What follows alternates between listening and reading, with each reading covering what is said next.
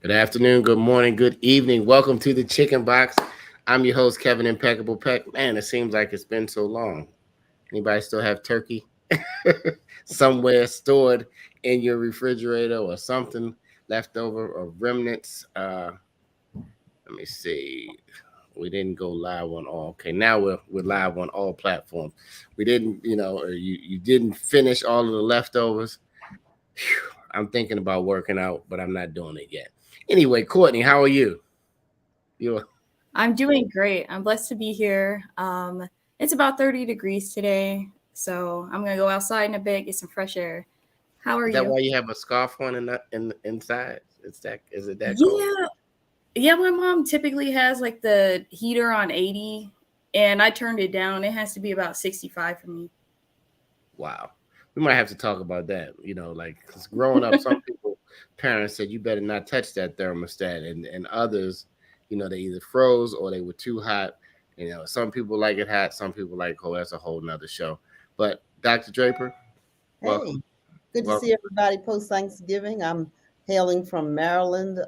Just got back from Dallas, where one day it was 81 degrees. I'm back in Baltimore.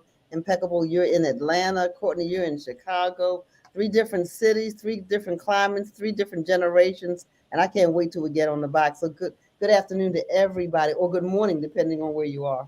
If you've never tuned in before, we are powered by the oldest black business in Maryland, which is the Afro American newspaper, 130 years. We're celebrating all year. Congratulations. Shout out to them for leading the way and opening doors that weren't open before. But let's get right into the conversation today. Black people versus black brands and black business. Do you support them? Is that something on your list as you go through this quote unquote Black Friday? How many black businesses did you support in Black Friday? We have two entrepreneurs joining us this morning. I'm going to welcome them to the show. First, we're going to introduce Adrian Dukes. Hey, Adrian, good morning. How are you? good morning. I'm good. How about yourself? Man, fantastic. Young man at Morehouse College down in Atlanta, just starting his brand. Adrian, why don't you tell us a little bit about your company? And then we're going to get into the conversation and introduce our second guest. All right. So the name of my brand is Saints Creations. I produce clothing. Uh, have some on right now. It's just a hoodie right here. Um, I got started with it back in February, and I recently had the official release September 24th. So yeah. All right, well, welcome to the show, Adrian. Adrian, you may learn a lot from our next guest, so stay tuned. Kalila, welcome to the Chicken Box. And I know people are like, "What in the world?" If you're not from Baltimore, I didn't put it out there before. In Baltimore, it's four wings and fries, four nice fried greasy chicken wings with salt, pepper, ketchup. You got some wedge fries or some regular fries. Some people like hot sauce, and it's a thing. And you can get it with a half and half. Some people in other parts of the world call it an Arnold Palmer, but here in Baltimore, we call it a half and half. Welcome to the Chicken Box, Khalil. I think this may be your first time. Yeah, thank you so much for having me. And you are the CEO of Mess in the Bottle. Mess in a Bottle. Tell us just a little bit about that. Then let's get into Black people versus Black brands. So, Mess in a Bottle, we're an apparel company. So, we put messages on t shirts and they come packaged in a reusable bottle. I started the company in 2016, shortly after the Freddie Gray uprising. If you're from Baltimore or familiar, because this became national headlines, Freddie Gray, an African American male, he died while in police custody. And that happened in my Baltimore City neighborhood. And that prompted me to really want to give a voice to the voiceless. And that is how Mess in a Bottle was birthed, kind of from the community needing a voice. Absolutely. Everybody has an impetus of something that gets them to start a business, and we're glad that you did start it. So let's jump right into it. Dr. Draper, we're talking about Black people versus Black brands. Of course, the Afro has been here for 130 years, supporting, uplifting, inspiring, and informing our community about just everything Black. But how do we really feel? What do you think the culture is now feeling about Black business and Black brands? So I think it depends on who you talk to, but most Black people that I talk with would love to support Black brands. Some they know about, And even though we've been around 130 years, some people may say, I've never heard of the Afro, for example. And so getting our messages out, getting exposed. We have some folk here in Baltimore, Kalila, you may know about them over at Hopkins that are really trying to push African American businesses as well. We're trying to do our part. But I really think that people in general, at least we say we want to be supportive. Now, whether what we say translates into what we do, are we intentional about actually seeking out Black businesses to spend our money, especially when we have a choice, right? We have a choice to do that. And so I think that people are interested in doing it. They do want to do it. Sometimes they don't know about it, and sometimes we don't take the time to find out about the Black business. And we have business for everything. There's a Black-owned business for almost everything. One of the problems that we have is scaling our businesses, and maybe our guests will talk about their journey. Kalila's been in there a little longer than Adrian, but still the process is the same. Mhm. So we know what inspired you, Kalila. So tell us a little bit about how your journey got started once you were led to start Messing the Bottle. So I launched in 2016. So Freddie Gray Uprising happened in 2015. And I guess similar to Adrian, like kind of having an idea and actually putting it out there, I officially launched it in 2016.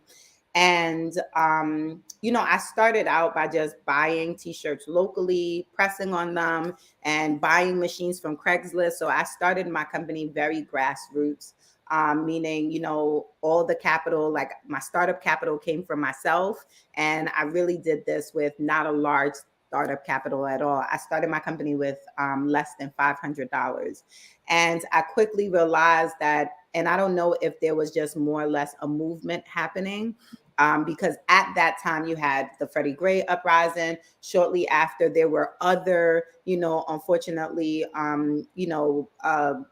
other Black male who died while in police custody, or there has been a chain of events, and it really propelled the company because more than ever, I saw that people needed a voice. And then beyond like sort of the social justice type of messaging, we then became, immersed in a pandemic, and that also, again, people felt stifled. They were at home. They were, life was changing for them. So, I realized that Mess in a Bottle is more about a movement than it is like a clothing company. So our journey is really based on like tapping into like what people feel like they need to say, but they don't have a voice. They don't feel like, they are able to articulate how they feel. And also, I think what Mess in a Bottle really mastered in a sense is allyship. We have other counterparts and people who don't know how to support certain messages. So for them, they're like, let me wear a t-shirt, let me show up, and let me like be present, and let me say like, hey, I stand with you, I stand for you. So that is how, Mess in a Bottle really gained a voice.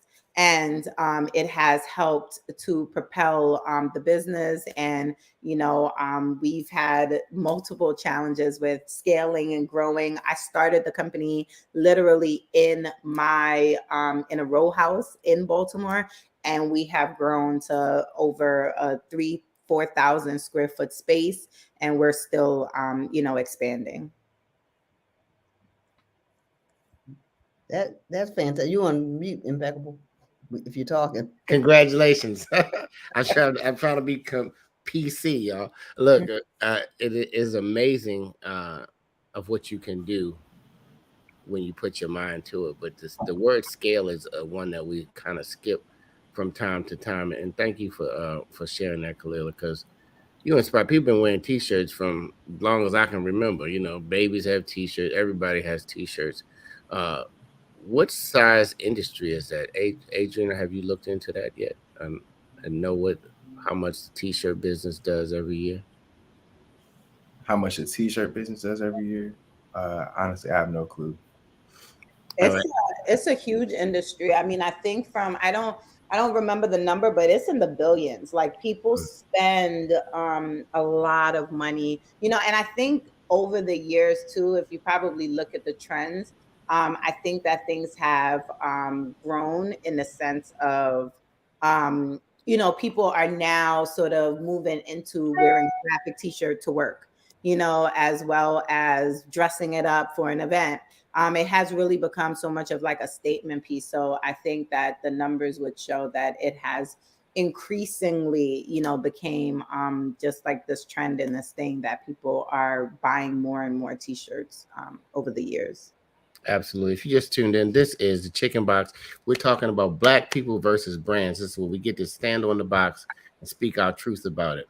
Guys, we're trying to understand where your mindset is in 2022 as we are in this season of giving, season of shopping for some people, or just what are you going to do with your resources up until the end of the year? And do you have to search hard? Do you think about Black business at all? Or is it just something that you think is cool on social media? We're a multi generational show. I represent the Gen X's, Dr. Draper. Yep, I represent. I said I'm a boomer millennial or millennial boomer. Right. And So, Courtney. but I think I really like the Gen Zers. So, but I'm representing the boomers for this for the Chicken Box. And Courtney. I'm with Adrian, Gen Z. Gen Z. How about you, Kalila? Millennial. Millennial. Right, So so we got it all covered, baby. We got it all covered today. So Courtney, our resident Gen Z, what you sayeth about this topic today? Well, you have any questions for our guests? Well, yeah, most definitely. So I am curious about this, and Kalila briefly touched on this. How did the pandemic impact your brand, and how did you bounce back from that? I know that a lot of businesses, especially small owned businesses, when they are done, they didn't have the funding for it. So yeah, how did you bounce back? So it's quite funny. If anyone really follows our journey, we actually we gained 300, I think 300% during the pandemic. So we had the adverse reaction, and that isn't to say that that was a great thing, because what happened is, because we were already in the online space, you saw a lot of companies who weren't in the online space try to quickly get into the online space, and it was difficult for them. We've already had some, we had traction already online, so people knew about our business. So as everything was shutting down, we were still shipping and operating, and literally we grew over 300% during that time. But the adverse reaction happened in the sense of, we have a very small company and we didn't have a lot of employees. So, we had things like and also there was a lot of shipping issues out of our control. And so because we don't have a large customer service, department, there was a lot of things that went wrong. So though we grew and we, compared to, and, thankfully, a lot of businesses didn't make it through the pandemic, we had a lot of the adverse reaction where we grew, but the company was very small, and that impacted us negatively as well. But I mean, I think that what I have learned through this time and through the business is more or less businesses are going to have ebbs and flows. And Adrian, he'll probably learn a lot about this, and and realize that, you're going to be up some days and you're going to be down some days. And it really depends on how low down you're going to get. And the pandemic was really just a thing that we just didn't plan for. And I think pivoting and and really understanding, what does that mean for your brand, and how do you still be, get into the face of your followers and your people. I recently saw something powerful, what's the pancake, IHOP. They recently, this was my first time seeing it, they have now almost like a smaller store called Flipped. And it's very like you go in, you order your pancake, and it's to go. It's not the traditional, you're sitting down, spending time, so it made me think like, wow, like look at how this larger company is now pivoting to the times. And I think that a lot of the time, because we may have limited resources and we may not have the financial capacity to, switch and do and whatever and move really swiftly, sometimes we don't react to our audience and sort of fast enough, and we kind of get left behind. So I think that the pandemic truly taught us that we have to be able to pivot and shift, with what is going on in the world. I think that's true. So I want to say to both Kalila and Adrian, I just looked at my cup and I want to say thank you for being awesome. Thank you. Thank you. Both of you. And Adrian, I'm really curious about learning more about Saints Creation. You are at Morehouse. Are you just starting your journey? You're finishing? Where are you in your? I'm currently a junior at Morehouse College. See, so you're a junior. So is this something that you want to do long term? Is it, something that you just were passionate about? Tell us a little bit about what are your plans with Saints Creations? And I see your hoodie. Yeah. How's the business going? It's been amazing. Ever since I even had the idea. One thing about college, you definitely meet a lot of different people who have like a creative mindset or are like-minded with you. And some aren't as like-minded, but that makes it better, it gives you diversity. But going into it, I had a lot of support from my friends. I had a lot of creatives around me. I have a photographer. I have other friends who create clothes. So even from the beginning, they were always, pushing me to do more and really get into it. Because at first, I wasn't as confident about putting out my own brand, but having those people around me pushed me into that sense of confidence to really do what I wanted to do what I love to do. And to go back to what you said, it's more so of just a passion thing. It's just something that I really wanted to do for quite a while. And, I just finally went out and did it. So Saints Creation. So what's the Saints? What are you the Saint, Adrian? No, I feel like everybody's the same. And I guess that goes back to I'm gonna just give this story on the name of the brand. When I first got started, I was just sitting around thinking like, what can I name my brand that would have some sort of meaning behind it? Because I just want to name it something random and go along with that. I wanted my brand to have meaning. And actually, I came across it by somewhat mistake. It was a TV show, and the word saint was mentioned in it. And I did like further research on the term, the meaning of a saint. And what I found was that back in the olden days, with back when folks were using swords, swinging swords around, people were given the title of saint after they died by the church of the time. And what the church looked for were people who were people of God, who performed acts of like selfless acts and really contribute to the church and society as a whole. And what I noticed was that all these people weren't given the title of saint until they had passed. And what I took from that was that people weren't really given their flowers until after they passed. And what I really wanted to convey was that people should be given their flowers while they're still around. And that's something you find in a lot of in our culture as a whole, is that a lot of people aren't given their flowers until after they die. Like a lot of artists, music artists, actors, people don't recognize them and giving them flowers until they're already gone. So the name Saint is really just to, give people their flowers. That's what the name really means. Absolutely. Thank you. Because people want to know, it's a lot in the name, right? Mm-hmm. Kalila, mess in the bottle. Like if I just saw this, right? I'm like, what is, it at least is going to ask me to say, what in the world is mess? Is something messy in the bottle? Is it a drink? Like, what is it that that it is? But it turns out to be message. Did you spend a lot of time when you started the business working on the name? Well, I started creating the t-shirts and they had messages on them, and I really wasn't sure what the name of it would be. And it just happened that I saw like a old sketch of a message in a bottle, and I was just like, it just really clicked that what I was creating was a message in a bottle. And of course, the term and the name message in a bottle is trademarked. And at the time, being that we were going through the Freddie Gray uprising and there was a lot of other things happening in the world, I was like, this isn't a message, it's a mess. And so that is how Mess in a Bottle came about. Absolutely. Shout out to everybody tuning in. Craig, Lisa, Roderick. Thank you for the conversation. Melanie Dukes, your mama's out there watching you. I see.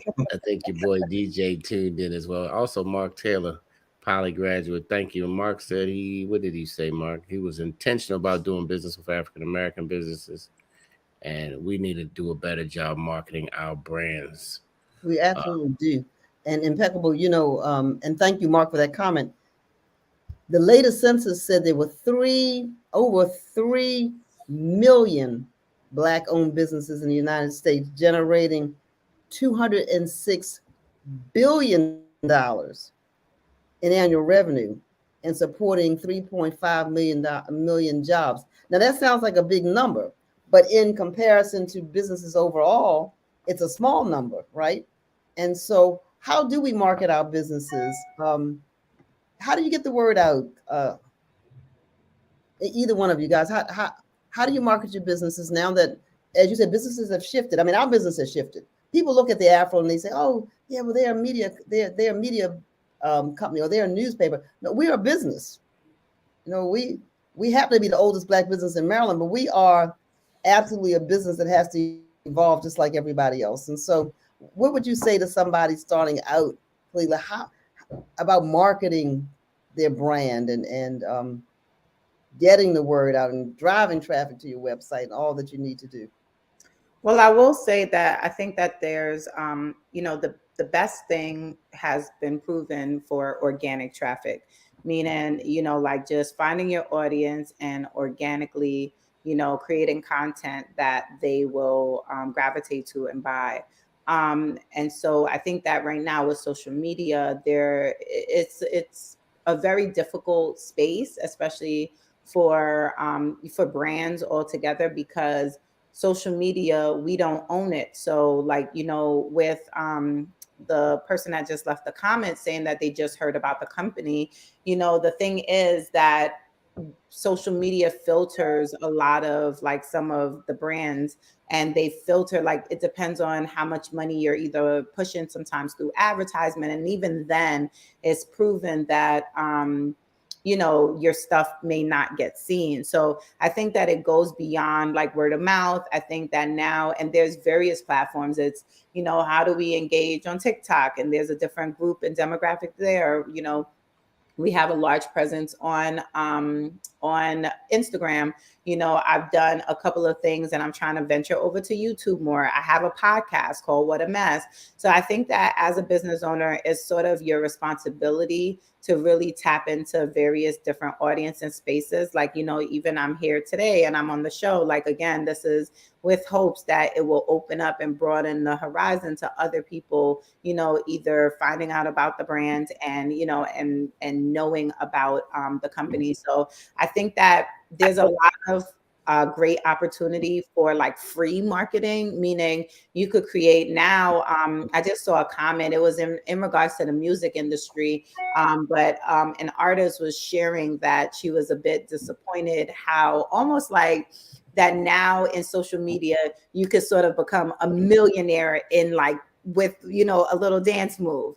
And people were getting upset because they remember how much of a street team and how much you had to do as a kind of grind to sort of get into the music business, now. And it's just not the same. And I think that is what, some of the businesses need to realize as well, that even if maybe you are not the one, doing the trending dances and things like that, you make sure, do you hire someone that is, up on those things, that can spread, spread sort of like the message, you know, through these different channels. And so I think that for me, I've just really done an exceptional job at looking at different platforms and just seeing how we fit in and how we can continue to diversify different audiences. And then I'll also add, like, we were featured in Target in 2020, Black History Month. And that also has become a very great, stepping stone for us, where it has created a lot of visibility, for the brand. But beyond just that, like, we still do the work. I'm still out at Essence Fest. I'm still out at pop-up shops. I'm still out. And that's what I think that a lot of brands are not really, understanding. It's not just these one spaces. Like, you sort of have to make sure that your product is being seen everywhere and by everyone. So that's exactly right. And you mentioned Target. There are some other large retailers, Amazon, Macy's come to mind, some others that promote African American owned business. So I'm glad you said that about diversification. And people forget sometimes, I'll put our own plug in, that Black media is a place to advertise. How about you, Adrian? How do you get your word out? Mainly by just, well, with my brand, with clothing and all that, a lot of shoots come into play. Like, when you put out something new, have photo shoots and stuff like that. What I do to separate myself from other people, to gain attention by doing that, is by just being creative with my shots. One idea that we had, well, that I came up with and put into motion, was the idea of, I really wish I could have it on display right now, but what we did was we set up like a cloudy background and had my friend propped up with almost like angel wings reaching down, holding everybody up. That actually caught a lot of attention, just by, like, not a lot of brands do that, like have something crazy like that done and put out.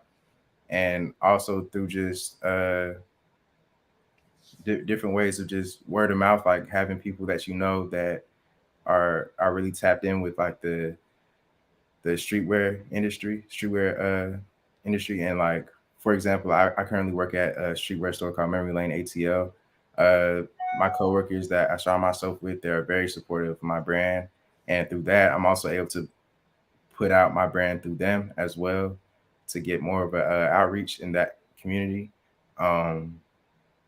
It really just varies for me, honestly. There's a lot of different ways to go about it. You can find Adrian at Saints Creation. Of course, we can find Mess in the Bottle all over, everywhere, right? She has a website going. It's e-commerce, most of your sales, Kalila? it is. Mm-hmm. Adrian is just getting his thing going over break, he said, because his number one goal is to get out of Morehouse. Over break. He's going to get his website up and running. So you're at different stages and phases in your life. But the great thing about it is you have started. A lot of people just running their mouth about what they're going to do. You guys have actually begun to do it. And that is what the business is. You're not going to know everything the first day, and you're not going to do it perfect, no matter if you've been doing it 130 years or if you've been doing it for 1 week. But the fact is that you guys are pushing forward. This is the Chicken Box. This is Black people versus Black brands. It is the holiday season. Hope you had a good Thanksgiving, if that's what you celebrate. If not, I hope you had something good to eat, because now this is the eating season. It's also the shopping season. It's also here at the Afro time to stimulate your mind to think about Black business if you're not really thinking about it, because we can go about our way. And like Kalila said, I like what you said about social media. We don't own it, right? So maybe, my brain said at the Afro, we need to own an algorithm that if you have 1,000 friends, all 1,000 friends would see your message. Would that be beautiful? What y'all think? Yeah. Let me know in the comment. Would that be the most beautiful thing? Because we on borrowed time. So whenever they feel a way, even though we're on Facebook right now, whenever they feel a way, they can say, "Oh, I done deleted your account. You're not talking look at what they just did. Look at what they just did. They said we're out of the local media business, and so they had put millions of dollars behind local media initiatives, right? And so some of us benefited from that because local media is important. We can't get all of our news from the national media. We can't get all of our news just from social media. Some of that is very entertaining, but it's not all news. But they decided, nope, we're out of that business. And once they decided they were out of it, they were out of it. So right, and that's a mess, Kalila. It sure is. That's a mess, And I like the fact that both of our guests today have businesses with a cause. It's not just business for business, but businesses with a cause. And so, go ahead, Impeccable or Courtney. I see we have a question from a viewer as well. But you said, do African Americans network and have discussions about what each other are doing in their respective companies? What do you think as a whole, Adrian? I mean, I know you're just getting started, Adrian. I don't know how far you are in your quote unquote industry networking, but how about you, Kalila? I mean, for sure, there's a lot of groups. I know even just women organizations. There's a lot of even state organizations that I'm a part of as well. So I do think that various Black businesses get together. Like I'm part of She Well Network. That's an amazing group that, gets together. They meet a lot. People talk about like scaling your business, growing your business. So I do think it's just, I'm a part of a lot of Black business groups, and, people, I think, network all the time, work together, and really figure out like, what do you need? Because I think it's my responsibility as, someone like Adrian starting his business and in an industry that I'm in to share like, hey, what's going on? How's your printing? How's your manufacturing? What are you doing? How do you source hoodies a little bit less? Like, those type of things. So I think that there's a lot of groups and mentorship that is available that I've seen anyway within the industry. Did you reach out for a mentor when you started? Not in starting my t-shirt company, but growing a business. Yes. Because that's like very different. And, I, as a creative, I think I was pretty good at being creative. But I did not have the, skills of how to scale and grow and business acumen that I needed for, those were things that I gained mentorship for. And that's great. I want to offer this resource to you, Kalila. You may be aware of it. Goldman Sachs has a 10,000. Are you aware of that program that they have for Black women? Okay. So hopefully you've applied. Are you in that program? I'm not. I haven't. I just haven't yet. I have a lot of, not that I won't need more, but it just hasn't been something that I applied for, but I am familiar with it. Okay. So for those who are watching, what we're talking about is Goldman Sachs made a commitment to female entrepreneurs, black women entrepreneurs, 10,000 of them that they are supporting. And I don't remember, I have to look it up, but we can put the URL up. I think it's a $10 billion. Yeah. And people are graduating. The first and second cohorts are out of that. They're now graduating. So, yeah. So I just wanted to just encourage Adrian as you start to reach out for mentors. I've been in the music business a long time, and I remember when I started, it was not a lot of people who wanted to give information because it seemed like it was the crabs in the barrel mentality. I'm hoping as we grow and learn in business as Black people, we're really not in competition against each other, because you're different, I'm different, you do something different. You know what I mean? It's amazing how sometimes we can hate on each other. We pull our own community and our own brands down, trying to one up. But if we just collaborated and pushed and worked together, you would be amazed of how we could even grow, how we could collaborate, how we could probably buy a building with the best technology and print everything. You know what I mean? Instead of having to scale, we could probably scale really fast because all of us are bringing in business to that. Courtney, what's on your Gen Z mind? I see it turning down there. Yes, I have a question for Kalila and Adrian. So what is some advice that you can offer aspiring entrepreneurs? And like, what are some things that they can avoid, like some mistakes that you may have made that they can avoid on their journey? Go ahead, Adrian. All right. Well, first thing I would definitely recommend to anybody is get those outside voices out of your head. Like get those voices of doubt and all that. Just push it down and do what you feel like is right. Always do what you feel like is right. And another thing would be is to never rush. I've always had a patience problem. You know, I always want to get things done like as quick as possible, but I had to really sit and realize that, you know, if you really want to do something the right way, you have to, you know, sit down and really contemplate and think about your next move and do it the right way. And thirdly, would to be just surround yourself with people who support you and support your motivations and what your end goal. Basically, just surround yourself with people who support your end goal. That's my advice. That's good advice. So I would say the biggest thing to me is to start. I think you hit on this earlier in regards to like people just sometimes people, you know, they have a great idea and then they're just scared or they feel like they need so much like information or everything, you know, all in a row to really like, you know, launch and start. So I would recommend to start. And I always tell people like the journey is going to be a mess no matter how much you try to mitigate the mistakes or no matter how much you're like, okay, you know, don't go left because if you go left, then, you know, like there's a monster down there. So I think that it's just important to kind of just go and be prepared and just know like, all right, no matter what I face, what I meet, whatever obstacle, like I'm going to be able to overcome it. So I think that having that kind of motivation and just will, you know, bring you to success. If this is you and you're listening and that light switch is clicking, this is your time. You know, don't wait till you don't have to wait till the new year. I'm gonna start a business in the new year.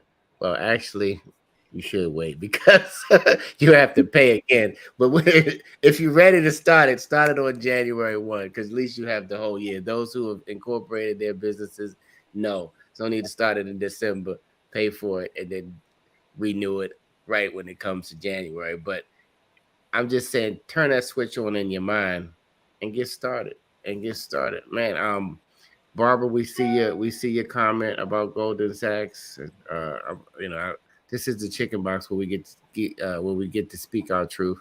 And he said it's one of the biggest crooks in this nation.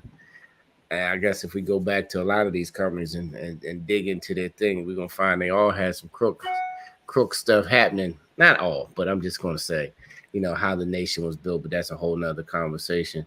But I guess they feel away, so they're putting 10 billion in our community. So ladies, if you can take advantage of it, take advantage of it. They So said the wealth of the wicked could be transferred to you. that's Anyway. right. But I just wanted to say to Kalila, I think I have one of your products. Did you do masks as well? We did. And said a black woman made this. Yep. A black woman created this, rather. I do. Yep. Yep. I still have mine. I threw away all my cloth masks except for that one, that one and the one that says vote. So I have that Mask. Wow. That was a part of it. Some people prospered in the pandemic because they were able to be pivot and create while other businesses went out of business during that time. Guys, if you have your own business in the thread and you're listening, just put it in there. And if it's a black owned business, if it's not a black owned business, it's, you know, because we do business with everybody, but we need to intentionally do business with each other. And we guys who are running these businesses, we need to do them with excellence. It's nothing like seeking out your own and they go to do the job or you buy the product and it fails. Not at because it's black, it just fails at business excellence, period. So if you're gonna do it, make sure it's up to par. If you do a service, make sure you come on time, do the job right. And if you don't do it right, be man or woman enough to say, I messed up and I want to fix it to make it better for the relationship. Because if you fix it, most people have a giving and graceful heart and they will still share you as a person of your word. And that's really how you're going to turn in this business. Black brands. All right. Where can we go, guys?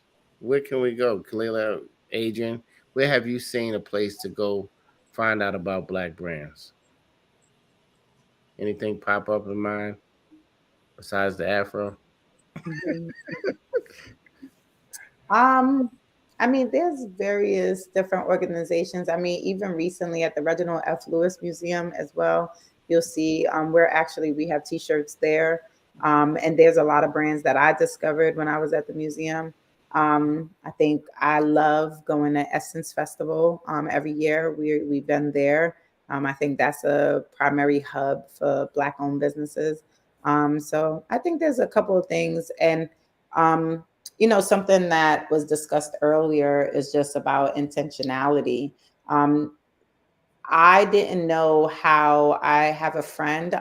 She has a company called the Black Ass Flea Market, and she does an exceptional job with being intentional about shopping and buying black. Down to toilet paper, down to like her furniture in her home, and that's real intentionality because it's not the easiest. And also, one of the things that she even, kind of, said to me is like, I'm okay with waiting longer. Sometimes that we are so like in haste of like, okay, I want this from this place. And, that we sometimes don't realize that, again, there may not be the same resources. It may take a bit longer. So I think it's all about the intentionality of just really seeing like how can you buy black. But especially for the holidays, there's a lot of people right now putting out gift guides, putting out like things in magazines in regards to black owned businesses. So there's numerous sources that can help people find companies to shop with. I like that you say that because a lot of we're innately lazy sometimes. I know people ask me questions that they could easily find on Google. Mhm. I'm like, just go look it. You want to say just go look it up. Like I'm not Google. So the word for this season is be intentional about the starting your business and doing business with companies that do excellent work and happen to be black. We're looking for you. You gotta sometimes stand on the top of the mountain and shout, hey, um, you know, we're black and we're doing this. And a lot of times say, oh wow, what I mean? And then once they find out, then it's like we spread the word. And that's the way it goes. Courtney, jump in. We're wrapping So up. You know what? Go ahead. I have a question for Adrian because I noticed that Gen Zers are always looking for like a discount on things. Do you notice like a trend in like people asking for like a discount, like close family members or like friends? Yeah, like if I'm being honest, recently I haven't really had that issue because it's something that's been brought to people's attention that like you'll pay such and such for Nike, you don't ask them for a discount, so why are you asking me for a discount? And I feel like that message has been spread so far, and the people that have been buying from me, they've been very understanding of the prices that I've set, and I'm not budging on my price because that's my price. So um, I feel like that issue is definitely common, but so far I haven't encountered it. What about you, Kalila? I think that I'm more looking at the business from just a marketing standpoint. As I continue to grow, I'm more with the trend of holiday sales, Black Friday sales. I mean, I think it just really depends. And the real answer to this is it's about your margins. Like, I think that if you and how you make your customers feel special. Like, so, for example, for Adrian, if he, like people do it all the time, like birthday, you get like 10% off for your birthday or 20. I think it's just about it's marketing and marketing tactics. How do you make people feel like they're special? How do you continue to get people to want to come back to shop your site? Like if they feel like, hey, if I'm a part of your text message list or your email list and I could get a discount and And I could, those are the things that's going to like draw people to continue shopping. I do agree with Adrian, where like if your price is your price, like it's not about because you're Black owned that you need to either lower your prices or anything like that. I think that it's all about your margins and any type of marketing tactics that you want, because like at the end of the day, if you sell a product and you can then, mark if they buy a second one, they get a little bit of a percentage off, you make more money because now they're buying two opposed to just wanting to buy one. Like those are just, again, marketing and promotion tactics that you do to, get more sales and get your average order value to be to increase. Like, so I think it just depends on what kind of business, how you plan to promote your products. Even if you decide that, like, listen, these items are limited edition. Like I know some people who only create like 10 of something. And if that's the case, they're very scarce. They only, we only have this amount. And when they're sold out and they don't come back. Like you could create a phenom like that. And at that point, you don't have to put anything on sale if it's a high demand. So, I think it just really depends on, you don't really need to market to, just to people who want to sell. But I do think it's tricking the mind into making people thinking that they're getting something is always helpful. Yeah. Sounds like marketing. And, it sounds like more marketing. And your business doesn't exist without marketing and sales. If not, you just got a good hobby that you've written down on paper. You've done all this busy work. But if you are not, as they say, ABC, always be selling, and you always have to be closing, and you always have to be your brand, you are not going to make it, because everybody, Windows actually, or what was it? I'm trying to think of the company that was marketed more. I think it was better. It was better operating systems when Bill Gates was starting. I think the Linux operating system, but the Windows marketing, when he first believed that he would go to a paperless office, just changed the world. I don't know if you guys are old enough to remember when Windows first came out, but it was a thing. If you don't recall, it was such a thing back then. So let's get to the final words. I don't want to. I appreciate everybody's time. Young CEOs, young students. I guess Morehouse, you're wrapping up your first semester of your junior year. You're coming into the home stretch, and you've discovered you want to be an entrepreneur after all of that, going to college and millions of dollars you spent at Morehouse.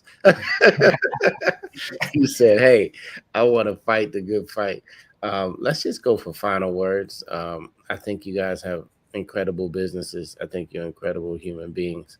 I like the cup about, I think you're awesome.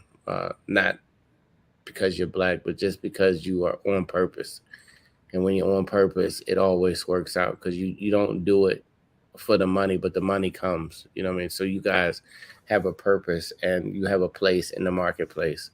And we'd like to save this recording too. We have 130-year archives. We have archives that go back to Jackie Robinson, and I mean just people that you just read about. But we have archives, and so when we say, hey, these billionaires, Adrian and Kalila, they were in the Afro archives, and we thank you, because now the new archives will be digital, opposed to just a picture that hopefully somebody captured. So we're going to give final words. Dr. Draper, who is our CEO of our fearless leader of the Afro-American newspaper. Final words on Black First, people. I want to thank you. Yes. Okay. Black people versus Black brands. Thank you, Kalila. Thank you, Adrian. Really learned a lot about your businesses, and you shared so much passion. And you didn't say it, but you need intentionality, yes, but you also need the passion. So we at the Afro are passionate about Black businesses. 2023, we're going to have databases and directories that people can access, some for free, just to find out. You go someplace and say, I want to know where the Black restaurants, who owns the Black t-shirt company. And it may not just be Baltimore based, but it'll be there. So we're working on our directory. We'll have our third annual Black Business Matters Expo in April. And so we'll make sure that you all get information about That has been fantastic. We've had great guests the other 2 years, and this year will be no exception. We also have a dedicated, we're so passionate about Black business. We have one person dedicated to writing about Black businesses. And she has a podcast called Pleasure Doing Business with You. In addition, I think she's talked to you, Kalila. She writes stories about Black businesses. And the last thing I want to say is that, oh, and we're intentional too about partnering with other Black media companies across the country. So I'll put a plug in for wordinblack.com, where we've come together and said, you know what? We've got good stories in Baltimore, good stories in Atlanta, good stories in St. Louis, good stories in Seattle, good stories in New York. Let's put them all together and so with the help of the local media association, local media foundation, we have put this together, wordinblack.com. Doesn't cost anything to subscribe. And so my last thing I want to say is, come on, let's support these two Black businesses, Saints Creations, Mess in a Bottle, because even though, and I heard you, Kalila, say that you do, I mean, exponentially better. Congratulations on your 3,000 or 4,000 square foot warehouse. But we're looking for you to be not in a small, either one of you to be in a small business category, right? We want you to be in the large business category. And that's where Black businesses, a lot of times, there are a lot of us, but we are few and far between. We're only 6% of the business ecosystem in the entire United States, with all those businesses, and even smaller in terms of the revenue that we generate. So all the best for your businesses, and I'm off the box.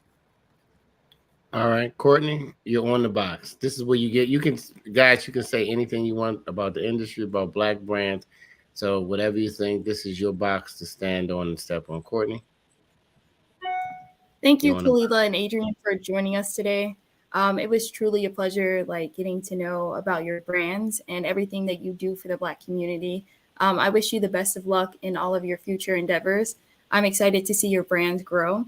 And thank you for being open and like honest about starting your businesses and like the journey, because I know it can be a difficult journey, but thank you for being like open to everyone. So yeah, I hope that everything works out. And thank you again for that advice that you gave to aspiring entrepreneurs. Adrian, final words. You were on the box, my brother. Well, I just want to say thank you for having me. This was an amazing opportunity, my first ever, time being in a somewhat of an interview type of setting. I just want to thank you for inviting me and allowing me to express my voice on my brand. And yeah, that's all I really have to say. Just thank you. Absolutely. Adrian, I need you to find a mentor, all right? Yes, sir. To help your business grow. You know, I'm around if you Yes, ever just have any questions. Phone call away. Yes, sir. Call me. Yeah. It's one of my son's best friends. So I'm proud of you. I've seen you as a little guy, but now you've grown into a wonderful young man. Keep making impact, my brother. Keep making impact. My final words are: Black people, we have to be intentional about how we move every day. All right, how we impact every day. Sometimes you think it's so big and you can't touch everybody. Just touch who you can touch, because you really never know. Because sometimes you'll meet a person and you'll just encourage them, you inspire them, you can speak life right into that person right at that moment. You don't have to always be the grandest speaker or the best, but just be passionate about loving on our people and on people in general, right? Just love on some people. And if they tell you, you'll find out your friends, Adrian, Khalil, or everybody, when you share your vision or your dream. And you'll find out who your haters are, and you'll find out the people who are going to be with you through your journey. So that's all I just want to impress upon you, everybody listening. Man, we need each other. We need each other more than ever, because the people who want to control everything we say, think, and do want to control it. And so, matter of fact, that's my mission. We are going to get off of these books, these IGs, and all of these things. I need to we need to at the Afro come up with a platform that all your followers and friends get all your messages. So mess in the bottle, I love it. So that's the new goal. Cause then we don't have to worry about it, right? Then we can promote what we need to promote. We can get the messages. We can organize. We can come together and we can build Wakanda forever. Anyway, I'm off the box. Kalila, final words. Well, Final. I'll just say, Adrian, if you ever need any support, you could feel free to DM me. I always answer on Mess in a Bottle or Owner of Mess. So I'm more than happy to help you in any way that I can. I think I just want to share, because the holidays are here, and I just want for everyone to continue to be kind and give grace as much as possible to Black-owned businesses. Though, sometimes we're held at a very high standard, and people think that we are close to Amazon and that we could do a lot of shipping and everything else. I just want you guys to know that sometimes we just don't have as much as, the resources, and not that you need to excuse Black-owned businesses, but I'm just saying that continue to give us grace and continue to, share in a DM, hey, these are some tips or some things that I think that you could have done better, or, to make the experience better, or, and I think things like that continue to help.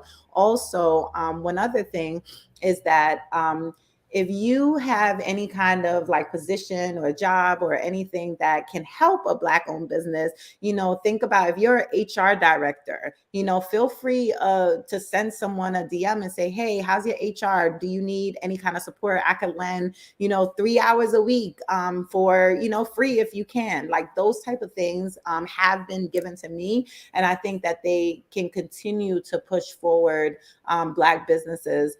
And I also say, like, resources, or even, I had, when I first started my company, I used to be at the post office writing everyone's address by hand. And I remember another Black-owned business literally gifted me a thermal printer and gave it to me. And that was, again, a major gift. So as the holiday season is here, another amazing thing to do, you can gift a Black-owned business something for their business.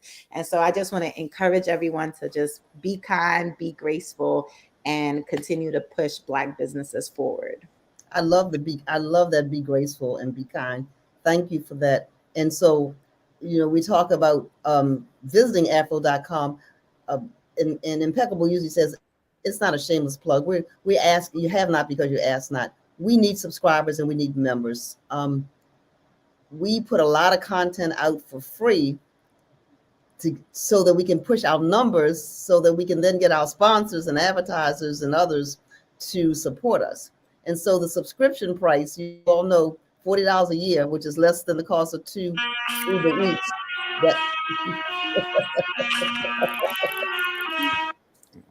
You gonna play that, Impeccable? I was trying to pull up the website, but that ad came on. Nobody's mad at it. Go to afro.com. If you haven't been there, we've been there before whiteout was invented, y'all. If you even know what whiteout is, okay. Nobody knows what whiteout is. When the first news, when the ink first hit the paper and there was no color ink, we were there. So visit our archives, go to afro.com, and thank you for your support, because we are not owned, controlled by any other organization. They cannot buy us. We're not for sale. They cannot silence us. We won't be silenced, and we will continue to speak for the Black community as we push forward and we evolve, not just as a newspaper, but as a full-blown media company. So everybody, man, support Black business. I wanted to say something else, but anyway, this is the Chicken Box. I'm Kevin Impeccable Pet, Kalila, Adrian, Courtney, and Dr. Draper, and everybody else. Lord willing, we will see you next Thursday. It is the season to be graceful, loving, and in the mindset of intentionally supporting Black business. Until next time, thank you, everyone, and have a fantastic day.